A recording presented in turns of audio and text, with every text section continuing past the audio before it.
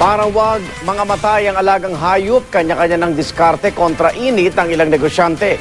Kabila ang pagpapa-aircon sa isang kulungan ng sisiw sa Cagayan. Sa ngayon, sapat naman daw ang supply kaya stable ang presyo ng karning baboy at manok. Saksi si Rafi Tima.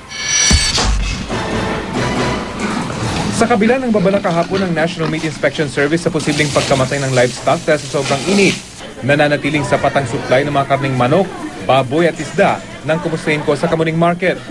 Kaya naman ang presyo, nananatiling matatag. Nagmura pa nga ang isda dahil maganda raw ang huli sa dagat. Hindi naman tumaas dahil masyado mainit ngayon. Bumaba nga. Napakaganda ng presyo ng isda.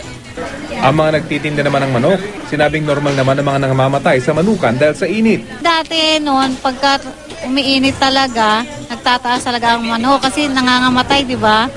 Ngayon, hindi naman nagbabago yung presyo. Pero patuloy raw na nagmamonitor sa mga palengke ang Department of Agriculture at nakipagpulong pa rin daw sa mga poultry at livestock raisers para alamin kung apektado ang kanilang mga alaga ng matinding init nitong mga nakalipas na linggo.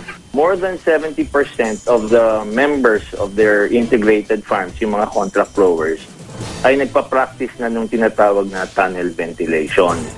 At ito po ay nagko-control ng temperatura doon po sa mga kulungan.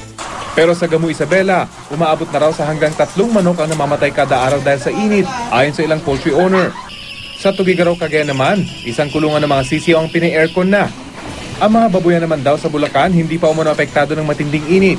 80% raw kasi rito ay mga commercial hog growers, kaya malaki ang kanilang investment sa pasilidad. Pero ang ilang magsasaka sa Nueva Vizcaya, nag-aalala na sa epekto ng init sa kanilang mga pananim. Ako si Rafi Tima, ang inyong saksi.